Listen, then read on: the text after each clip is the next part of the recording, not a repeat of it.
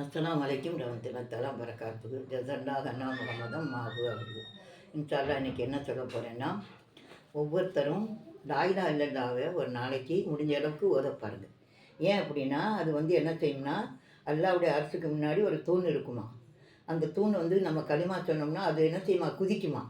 அப்போ அல்லாஹ் கேட்பானா, ஏன் குதிக்கிறேன்? உன்னுடைய அடியான் உனக்கு லா இலாஹா இல்லல்லாஹ் சொல்கிறான், அவனை மன்னின்னு சொல்லுவான். அப்போ அல்லாஹ் சொல்லுவானா, அவனை நான் மன்னிக்கிறக்காண்டி தானே அவனை களிமா சொல்லவே நான் வச்சுருக்கேன் அப்படின்னு சொல்லுவானா. அப்போ எப்படி நம்ம என்ன செய்யணும்? ஒவ்வொரு நாளும் களிமாவை லா இலாஹா இல்லல்லாஹு 100 தடவை சொல்லி முஹம்மது ரசூலுல்லாஹ் 100 தடவை சொல்லணும். இன்ஷா அல்லாஹ் நான் சொல்லி வரேன், நீங்களும் சொல்லி வாங்க. இன்ஷா அல்லாஹ் என்ன செய்யணும்? களிமா சொன்னோம்னா அசுரன் தூணுக்கு ததுமா அல்லாஹ் மன்னிக்கிறக்காண்டி தான் நம்மளை களிமா சொல்ல வச்சானா. அதனால இன்ஷா அல்லாஹ் எல்லாரும் களிமா சொல்லுங்கள்.